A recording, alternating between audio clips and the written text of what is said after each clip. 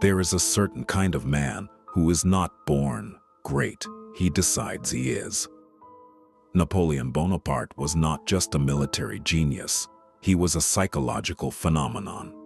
A man so consumed by his own myth that he eventually became a prisoner of it.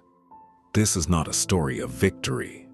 This is a story of a mind, brilliant, paranoid, obsessive, that burned so bright it incinerated everything around it, including himself. He was born in Corsica in 1769, not even properly French. The other children mocked his accent, his name, his origins. And here is where the psychology begins. Psychologists today would recognize in young Napoleon something dangerous, a deep, festering inferiority complex wrapped inside volcanic ambition. He was small, he was foreign, he was nothing by the world's standards. So he decided to become everything. This is a pattern we see in history's most terrifying figures. Humiliation in childhood doesn't break everyone. In certain minds, brilliant, obsessive minds, it forges them. It becomes fuel. Napoleon didn't just want success. He wanted dominance, not because he was confident, but because somewhere inside, he never stopped being that mocked little boy with the strange name. He once said, "I have only one passion, one mistress, France. I sleep with her." But the truth was darker. France was just the vehicle. What Napoleon truly desired was proof that he mattered, proof that the world was wrong about him, and for a while, God, was he right. By his 30s, Napoleon had conquered most of Europe, and something happened to his mind that happens to very few humans in history. He began to believe his own myth. This is clinically fascinating. Psychologists call it narcissistic inflation. The point where self-belief crosses into delusion, where a man stops seeing himself as a person and starts seeing himself as a force of nature. Napoleon began rewriting his own history, controlling his portraits, crafting propaganda about himself.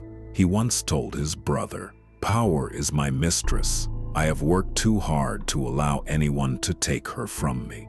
He crowned himself emperor, not letting the Pope place the crown on his head. He took it. He placed it on himself. Think about that image. The most powerful religious figure in the Western world standing there. And Napoleon turns away from him, picks up the crown, and places it on his own head. That was not ceremony. That was a psychological statement to the entire world. I answer to no one, not even God. And his generals watched, and his enemies watched, and somewhere in the courts of Europe, people started to become very, very afraid. But Napoleon was not just a man of ego. He was a master manipulator, a psychological chess player operating on a level most people couldn't even perceive. He understood people's weaknesses intuitively. He knew who needed flattery, who needed fear, who needed to feel chosen. He once said, "Men are moved by two levers only, fear and self-interest." He used loyalty like a weapon, rewarding those who served him with titles, land, wealth, creating a web of people whose entire identity became tied to Napoleon's survival. His generals didn't just fight for France. They fought because without Napoleon, they were nothing. And he knew it. He engineered it. But manipulation at this level has a cost. When you see everyone as a piece to be moved on a board, you stop trusting anyone. And Napoleon, at the height of his power, was profoundly, devastatingly alone. His relationships were transactions. His marriages were political. Even his love for his son was tangled up in dynasty and legacy. Here was the great paradox of Napoleon Bonaparte, a man who commanded the love of millions, who had entire nations weeping at his feet, who went to bed every night in the silence of his own untouchable mind. And then came Russia. The decision that psychologists and historians still study as one of history's greatest examples of hubris destroying genius. Every advisor told him not to go. The distances were impossible. The winter would be apocalyptic. The supply lines couldn't hold. Napoleon didn't listen. Because men with God complexes don't listen. They've crossed the threshold where caution feels like weakness, where restraint feels like surrender. The same psychological force that built his empire now began to eat it. 600,000 men marched into Russia.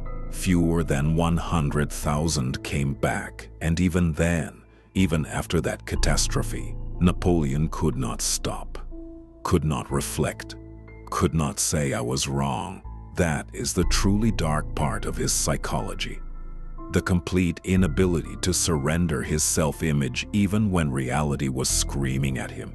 He raised new armies, fought more battles, lost more men, until finally Europe united against him, exiled him to Elba, and he escaped and did it all over again.